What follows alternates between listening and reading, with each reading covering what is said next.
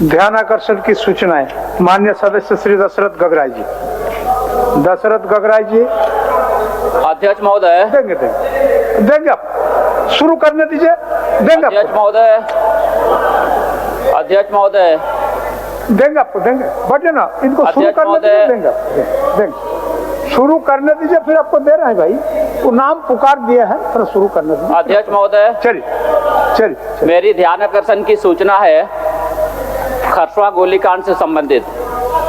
मैं आसन की अनुमति हो तो मैं पूरक को पढ़ देना चाहूंगा। पढ़िए।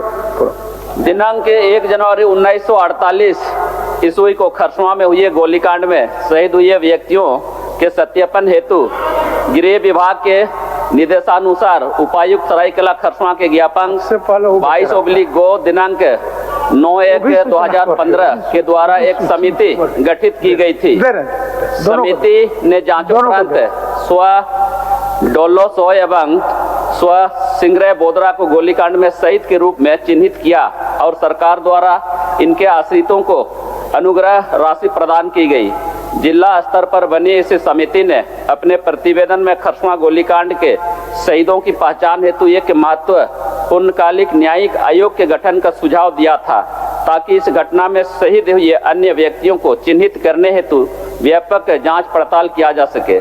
झारखंड गोलीकांड स्वतंत्र भारत का एक महत्वपूर्ण घटना है जो आदिवासियों। माननीय सदस्य प्रश्न पढ़ रहे हैं क्या? जाता है, प्रश्न पढ़ रहे हैं जी।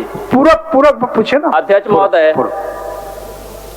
ये सदन जानती है खरसवा गोलीकांड स्वतंत्र भारत का पहला सबसे बड़ी गोलीकांड हुई थी और इसमें पूर्ववर्ती सरकार ने जिला स्तर पर समिति गठित कर 2 व्यक्तियों को शहीद का नाम में शामिल करते हुए उनको सरकार के स्तर से अनुग्रहित राशि 1-1 लाख रुपया देने की काम की थी।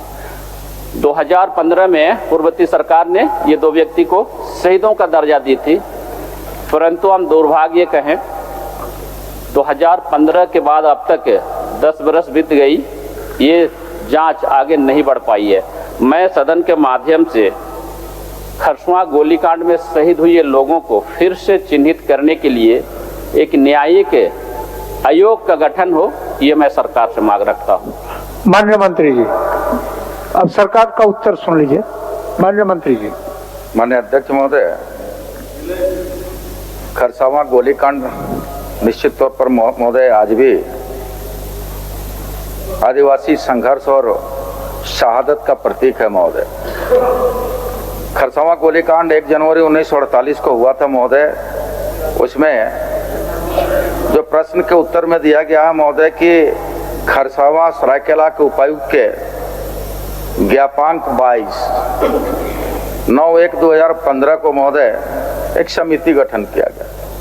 उस समिति ने इस बात को स्वीकार किया है महोदय कि व्यापक जांच पड़ताल क्या करने की आवश्यकता है, और जब तक व्यापक जांच पड़ताल नहीं होगा महोदय, कितने लोग मरे, कितने लोग शहीद हुए, कहां से लोग आए थे, कितने संख्या में थे, उसका वस्तु स्थिति स्पष्ट आकलन नहीं हो पाएगा। इसलिए एक समिति का गठन किया गया था महोदय। समिति कई स्तर का उन्होंने जांच भी किया, उड़ीसा भी गई, वेस्ट बंगाल भी गई, स्थानीय स्तर पर भी जांच की, लेकिन उसमें मात्र 2 लोगों को चिन्हित कर पाया। लेकिन उस रिपोर्ट में जो कमेटी गई थी, उस कमेटी में यह स्वीकार किया कि अनगिनत 20 भी है, 50 भी हो सकते हैं, 1000-2000 में, चूंकि कमेटी ने इस बात को स्वीकार किया कि 50,000 लाख, करीब 50,000 लाख भीड़ था, लाखों लाख की भीड़ थी उसमें। क्योंकि सेकेंड जालियांवाला बाग इसको हम कह सकते हैं महोदय, स्वतंत्र भारत का ये जालियांवाला बाग, दूसरा जालियांवाला बाग तो था महोदय। तो निश्चित तौर पर इस पर हम लोग खरसवा गोलीकांड के शहीदों का सही पहचान के लिए हम लोग उत्तर में भी दिया है कि न्यायिक आयोग गठन करने पर सरकार विचार करेगी महोदय। महोदय, माननीय मंत्री जी ने अपना वक्तव्य में कहा है कि ये सेकेंड जालियांवाला बाग घटना है। चूंकि मैं उस विधानसभा क्षेत्र का प्रतिनिधित्व कर रहा हूँ, इसलिए मैं दावे के साथ कह सकता हूँ, क्योंकि जालियांवाला बाग की घटना सरकारी दस्तावेज में दर्ज हुई है और खरसवा गोलीकांड की सरकारी दस्तावेज में अब तक जांच दर्ज नहीं हो पाई है, क्योंकि प्रत्येक 1 जनवरी को लोग नए साल मनाते हैं, काफ़ी उत्सव मनाते हैं। और कोल्हान में खरसुआ ही एक ऐसी जगह है, वहाँ के लोग, हम लोग उस दिन शोक दिवस मनाते हैं। राज्य बने 25 वर्ष हो गई, और इस राज्य में जितने भी माननीय मुख्यमंत्री बने, पूर्व के मुख्यमंत्री, वर्तमान मुख्यमंत्री, सभी लोग 1 जनवरी को शहीद दिवस खरसुआ श्रद्धांजलि देने जाते हैं। तो मेरी ये छोटी सी मांग होगी, चूँकि लोग वहाँ शहीद हुए हैं, इसलिए ही हम लोग वहाँ श्रद्धांजलि देने जाते हैं। हजारों के तादाद पर जहाँ समाधि अभी बनी है, शहीद वेदी बनी है, वहाँ पर 2 कुआं थी। उस कुआं को पूर्वज के लोगों ने, जैसे कहते हैं उसके अनुसार, उस कुआं को लाश से ढका गया है। और जो भी व्यक्ति वहाँ जीवित थे, घायल थे, उन लोग को ट्रक में भर भर के पहाड़ों की तरफ ले जाकर के फेंका गया। तो मेरी छोटी सी मांग होगी, राज्य स्तर पर एक न्यायिक आयोग का गठन हो, ताकि जितने दूर तक न्यायिक जांच आयोग के द्वारा जांच सही पाया जाएगा, हम लोग उसको शहीद के दर्जा में शामिल करने का काम करेंगे। मेरी यही मांग है। माननीय मंत्री जी। ठीक है महोदय, इसमें जांच कमेटी की आवश्यकता भी है, और हम लोग जांच कमेटी, इसका उच्च स्तरीय जांच कमेटी गठित करेंगे महोदय। ठीक, करेंगे। नहीं सुने मंत्री जी?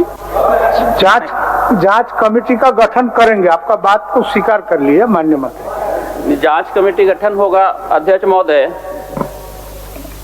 झारखंड अलग हुई 25 साल बीत गई, एक समय सीमा बता दिया जाए, ये जांच आयोग कब तक गठित की जाएगी, एक समय हमको बता दिया जाए। माननीय मंत्री। अध्यक्ष महोदय, सरकार के संज्ञान में इस विषय को लाया गया है, आया है, तो निश्चित तौर पर सरकार की भी चिंता और वेदना भी है महोदय। हम लोग इसको अतिशीघ्र कमिटी बना करके चिन्हितकरण करने का काम करेंगे कि कितने शहीद हुए थे, कितने उसमें आंदोलन में मारे गए, उसको हम लोग अतिशीघ्र कमिटी बना के करेंगे महोदय। अध्यक्ष महोदय, चूंकि इस वर्ष का अंतिम ये शीतकालीन सत्र चल रही है, अगले जो अभी हमारा वित्तीय वर्ष की बजट सत्र चलेगी, उससे पूर्व ये समिति गठित हो जाएगी, ये हमको सरकार आश्वस्त कर दे। मैंने कहा महोदय कि अतिशीघ्र का मतलब 1 महीना भी, 15 दिन भी, 10 दिन भी हम लोग कर सकते हैं महोदय, चूंकि उच्च स्तरीय कमेटी का माननीय सदस्य उच्च स्तरीय कमेटी की बात कर रहे हैं, न्यायिक कमेटी की बात कर रहे हैं, तो कई प्रक्रिया से गुजरना होगा महोदय, तो थोड़ा वक्त तो लगेगा। लेकिन ये हम आश्वस्त करते हैं आपके माध्यम से माननीय सदस्य को और सदन को भी, अति शीघ्र उसमें कमेटी गठन होगा और अग्रतर कार्रवाई और अग्रतर पहल की कार्रवाई सुनिश्चित की जाएगी महोदय। ठीक है दशरथ जी। ये शहीदों के धरती पर झारखंड राज्य बनी है, मैं सरकार से आशान्वित रहूंगा, अगले बजट सत्र के पहले तक न्यायिक जांच आयोग का गठन हो जाए, ताकि बजट सत्र में हमको फिर से ये शहीदों का न्यायिक जांच आयोग कमेटी गठन करने की मांग ना ला जा सका। इसके लिए मैं सरकार को धन्यवाद करता हूं, और मैं उम्मीद करूंगा कि अगले बजट सत्र के पहले जांच कमेटी गठन